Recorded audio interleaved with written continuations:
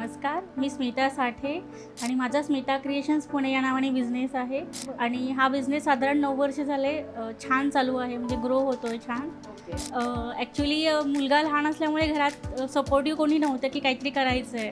मग घर बसल्या काहीतरी करायचं म्हणून मग हेच थोडीशी सुरुवात केली आणि मग मार्केटचा सर्वे केल्यानंतर कळालं की आपल्या इथे असं नाही आहे कोणी बनवणारं आणि जे बनवतात ते एकदम छोट्या स्मॉल लेवलवर की स्वतःपुरतं किंवा 2-4 गिफ्ट देण्यापुरतं बनवतात.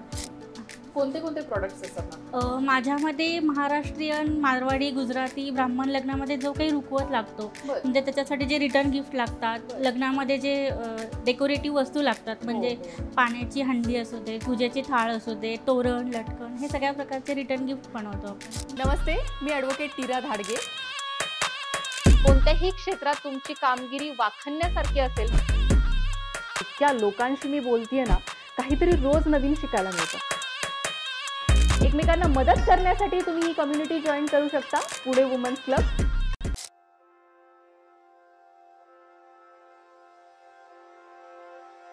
नमस्कार, मी ॲडव्होकेट नीरा धाडगे तुमचं सहर्ष स्वागत करत आहे पॉडकास्ट विथ नीरामध्ये. पुणे वुमन्स क्लब हा असा प्लॅटफॉर्म आहे जिथे क्रिएटिव्ह वुमन्स आपण घेऊन येत आहोत आणि त्यांची पूर्ण जर्नी तुम्हाला इथे आत्ता कळत आहे. अशाच एक क्रिएटिव्ह वुमन्स आपल्याबरोबर आलेल्या आहेत. Welcome ma'am.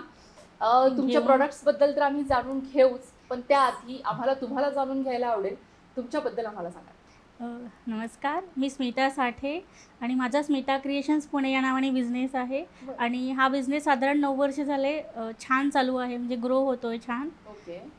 कोणते कोणते प्रॉडक्ट्स असतात ना? माझ्यामध्ये महाराष्ट्रीयन, मारवाडी, गुजराती, ब्राह्मण लग्नामध्ये जो काही रुखवत लागतो, म्हणजे त्याच्यासाठी जे रिटर्न गिफ्ट लागतात, लग्नामध्ये जे डेकोरेटिव्ह वस्तू लागतात, म्हणजे पाण्याची हंडी असू दे, पूजेची थाळ असू दे, तोरण, लटकन, हे सगळ्या प्रकारचे रिटर्न गिफ्ट बनवतो आपण. बरं. म्हणजे लग्नामध्ये ज्या प्रोसिजरमध्ये ज्या वस्तू लागतात डेकोरेटिव्ह, त्या आपण बनवतो सगळ्या. Okay okay. कशा पडलात मॅम तुम्ही ह्या क्षेत्रामध्ये? ॲक्च्युली मुलगा लहान असल्यामुळे घरात सपोर्टिव्ह कोणी नव्हतं की काहीतरी करायचं आहे. मग घर बसल्या काहीतरी करायचं म्हणून मग हेच थोडीशी सुरुवात केली आणि मग मार्केटचा सर्वे केल्यानंतर कळालं की आपल्या इथे असं नाही आहे कोणी बनवणारं आणि जे बनवतात ते एकदम छोट्या स्मॉल लेवलवर की स्वतःपुरतं किंवा 2-4 गिफ्ट देण्यापुरतं बनवतात. मग मला असंही मोठ्या प्रमाणात बनवायचं होतं की जे जो बाहेरून माल येतो आपल्या शॉपमध्ये, तो आपण इथून पुण्यामधूनच का नाही त्यांना द्यायचा की इथल्या 4 लेडीजला आपल्याला घर बसल्या पगार पण मिळेल आणि माझंही घर चालेल, माझाही वेळ जाईल चांगला, असं करून मी सुरुवातीला वाटलं नव्हतं इतका मोठा वाढेल बिझनेस म्हणून, पण हळूहळू ग्रोथ होत होत आता म्हणजे आउट ऑफ इंडिया पण भरपूर जातो माल. अगदी 22-25 किलोचे पार्सल जातात कंटिन्यू. बरं. एक मराठी किंवा महाराष्ट्रीयन हे असून सुद्धा तुम्ही ह्या क्षेत्रामध्ये पडलेला आहात आणि एक महिला जेव्हा बिझनेस करायला निघते तेव्हा त्यांचं असं असतं की अगं नोकरी कर, बिझनेस का करतेस तू? 1 तारखेला कन्फर्म अमाऊंट मिळते, याच्यामध्ये अशी रिस्क आहे, हे कशाला करतेस असं, किंवा आज तुला ऑर्डर आहे, उद्या ऑर्डर येईल की नाही माहीत नाही आहे. म्हणजे शाश्वतीने असं ऐकलं सगळ्यांकडून, पण म्हटलं का नाही, सगळे करतात तर आपण पण करूयात. आणि दरवेळी नवीन नवीन मी प्रोडक्शन करत गेले. म्हणजे 8 वर्षापूर्वी जे माझ्याकडे प्रोडक्ट होते ते तर आहेतच, प्लस आता इतके वाढलेले आहेत ना, म्हणजे ते वेबसाईट बनवताना पण भरपूर हे कॉलम्स बनवावे लागतात की एवढे वाढलेले आहेत प्रोडक्ट्स. ते तुम्ही एकच वस्तू ठेवली तर तुमचा बिझनेस ग्रो नाही होणार, तुम्हाला त्याच्यामध्ये अपग्रेड व्हावंच लागतं. बरोबर. मग तो स्वतःचं मॅन्युफॅक्चरिंग.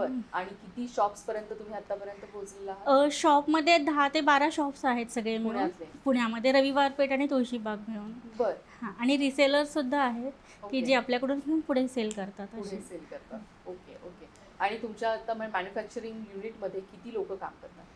सीझन ज्यावेळी असतो, म्हणजे गणपती, दिवाळी आणि लग्नाच्या सीझनला 30, 40, 50 पर्यंत असतात आणि नॉर्मली रेग्युलर वर्षभर 25चा कन्फर्म स्टाफ आहे. Confirm staff? हां. ज्या रेग्युलर शॉपला ऑर्डर लागतात त्या बनवून, म्हणजे आमची टीमच आहे. आउट ऑफ इंडियाची ऑर्डर आली की हा ग्रुप, शॉपच्या ऑर्डर असल्या की त्या लेडीजला असं ट्रेन करून ठेवलेलं आहे की त्यांच्याकडे मी ते पोहोचवते, त्या बनवलं की मला सांगतात मॅम झालेलं आहे, मग ते घेऊन येते.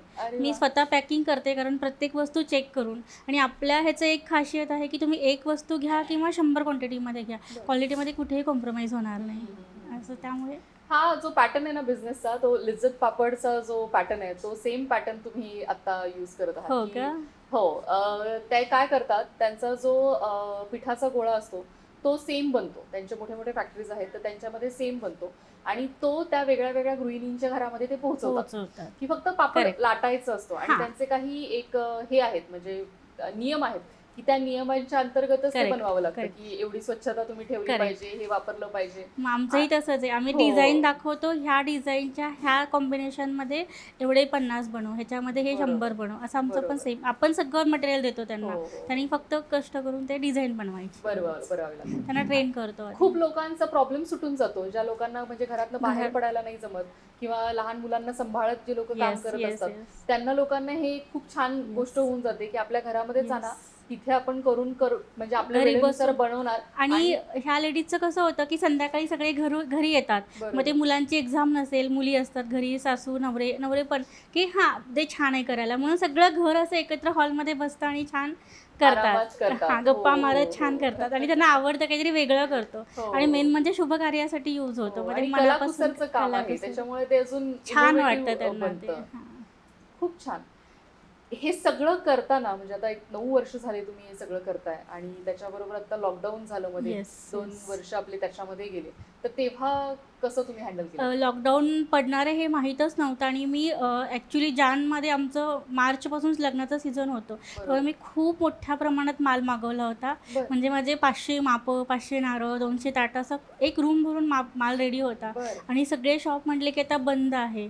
मला अरे. टेन्शन आलं की आता इन्कम कसं येणार आणि कसं हा करणार? माल जाणार कसा. हो, पण म्हणतात ना की देव तारी त्याला कोण हे. हो, हो. तर सगळे जे खेड्यापाड्यातून अगदी डॉक्टर्स वगैरे पण जे आहेत, हो. जे ज्यांच्या घरी लग्न, सगळीकडे लग्न चालूच होते लॉकडाऊन असलं तरी, त्यामुळे जो बेसिक रुकवत होता तो मी हो. बाय पोस्ट कुरिअर करत होते सगळ्यांना. बापरे. आणि माझ्याकडे त्यावेळी कामाला मावशी अलाऊच नव्हत्या, त्यामुळे घरातलं सगळं पाहून. आणि मेन म्हणजे माझ्या लेडीज स्टाफनी खूप मदत केली, कारण काही लेडीज इतक्या गरीब आहेत की त्यांचे नवरे लॉटरीमध्ये काम करणारे, बरं. पानपट्टीवर काम करणारे, हो, असे हो, हो. त्यांचे सगळं बंद होतं, त्यामुळे इन्कमच नव्हता घरी कसलाच. सो मी त्यांना बाहेर पडता येत नव्हतं, मी स्वतः काळजी घेऊन त्यांच्या घरी माल पोचवायचे, घेऊन यायचे, तो 2 दिवस बाहेर ठेवायचे बरं. आणि मग मी तो माल पोचवायचे सगळ्यांना. बापरे. आणि एरवीपेक्षा लॉकडाऊनमध्ये जास्त इन्कम झाला असं म्हटलं तरी चालेल. अरे बापरे. कारण सगळ्यांच्या अशा दुवा मिळत होत्या ना, हो, त्यावेळी हो, तर हो. खूप बिझनेस वाढला त्यावेळी माझा. म्हणजे खेड्यापाड्यातले पण क्लायंट ॲड झाले माझ्या ह्याच्यात, की संदर्भ लागत गेले की यांच्याकडे मिळतो, तुम्ही मागवा. बरोबर. शॉप बंद असल्यामुळे सगळंच त्यांचं टेन्शन आलेलं सगळ्यांना, की रुखवताचे बेसिक 5 गोष्टी जरी पाहिजे असायच्या, हो, की हो, घरच्या हो. घरी जरी केलं तरी पाहिजे. त्यामुळे तो छान बिझनेस हे झाला होता त्यावेळी. बरं. आणि खूपच- माझे जे हे डायमंड्स आहेत ना, हां. ते DTDC कुरिअरने वगैरे आउट ऑफ इंडिया जात नाहीत. बरं. म्हणजे मला ॲटलांटाला, सिडनीला पाठवताना ते म्हटले की तो असं होतं की ते स्टोन्स आहेत, आउट म्हणजे ऑफ इंडिया पण तुमचं प्रोडक्ट आउट ऑफ इंडियामध्ये सगळ्या ऑलमोस्ट कंट्रीमध्ये गेलेलं आहे. बरं. तर ॲटलांटाला माझं जवळजवळ 18 किलोचं पार्सल होतं आणि त्यांनी बापरे. रिजेक्ट केलं. अर्जंट क्लायंटला हवं होतं तिकडे, हो. हाऊस वॉर्मिंगसाठी गिफ्टिंग पाहिजे हो, होतं. हो, हो. सो ते म्हटले की हे डायमंड आहे, आणि असं होतं की तुम्ही डायमंड तिकडे पाठवता, बरं. कशावरून हे डायमंड नाही आहेत, हो, असं म्हणजे हो, तो हो. थोडासा विषय झालेला. प्रॉब्लेम झालेला. हा, मग मुंबईमध्ये डायरेक्ट कुरिअरचं ऑफिसमध्ये ओळख निघाली. बरं. माझा त्यांच्याबरोबर मी 6 वर्ष झाला बिझनेस करते. बरं. तर ते डायरेक्ट तिथे पाठवलं की ते छान कुरिअर करून पाठवतात तिकडे. बरं, बरं, त्यामुळे बरं. ते ओळखीतून फेडेक्स त्याच्यातून जात करता होता येतं. माल तिकडे. ओके. तुम्ही किती रुपयांपासून सुरुवात केली? ॲक्च्युली माझा बिझनेस आहे ना, मी मिस्टरांना म्हटलं मला काहीतरी करायचं आहे, तुम्ही मला त्यावेळी 500 म्हणजे खूप वाटायचे. बरं. मग त्यांनी मला 500 साधारण कोणत्या वर्षी? म्हणजे साधारण 14-15 2015च्या वेळी. तर त्यांनी मला 500 रुपये दिले, घे तुला काय करायचं आहे ते कर. मग मी पिंपरीमध्ये गेले आणि हो. चॉकलेट्सचा बिझनेस स्टार्ट केला. बरं. आणि मग चॉकलेट्सचं ते माझ्या हाताला माहीत नाही, टेस्ट आहे म्हणतात. सो मी चॉकलेट्सचं खूप ऑर्डर यायच्या मला, बरं. म्हणजे किलो, 2 किलो, 4 किलो इतक्या ह्यूज ऑर्डर यायच्या. पण ते मंथली इन्कम नाही आहे ना, तो दिवाळी हो. किंवा बड्डे किंवा डिसेंबरमध्येच तो बिझनेस. बरोबर. त्यामुळे मी तर 500 रुपये त्यांना रिटर्न देऊन माझ्याकडे भरपूर पैसे शिल्लक राहिले. हो, त्याच्यानंतर मग डिंक लाडू एकदा घरी केले होते, तर एका स्कूलमधल्या फ्रेंडला खूप आवडले. मग हो. तिने सगळ्यांना सांगितले की जे डिंक लाडू खूप फेमस आहेत. मग त्याच्या खूप ऑर्डर यायला लागल्या. पण मला असं वेगळं काहीतरी करायचं होतं की जे कॉमन नाही आहे आणि आपल्या इथे कोणीच केलेलं नाही आहे. बरोबर, बरोबर. मग मी स्वतःसाठी अशी छान रांगोळी बनवलेली. हां. मग माझी एक मारवाडी फ्रेंड आहे, ती म्हणाली तू इतकी सुंदर रांगोळी बनवतेस, आम्हाला करवाचौथचे ताट बनवून दे. बरं. तिने काही विचार न करता मला 6 करवाचौथच्या अशा मोठ्या थाळची ऑर्डर दिली. बरं. आणि मी होईल की नाही करत एकदम मस्त बनवून दिले. ते ताट बघून मला परत 25 ताटांची ऑर्डर आली. अरे मग बापरे. कळशीची ऑर्डर, ते लग्नात डोक्यावर कळशी Yes, घ्यावी लागते. yes, yes. मग असं वाढत गेलं, ते थांबलेलंच नाही छान अजूनपर्यंत. छान छान. असंच तुमचा बिझनेस Thank you. अजून वाढू दे.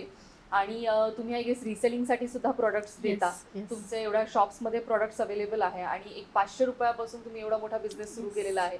थँक्यू सो मच आज इथे आल्याबद्दल आणि तुमची Thank you. जर्नी आमच्याबरोबर शेअर केली. थँक्यू. थँक्यू. थँक्यू.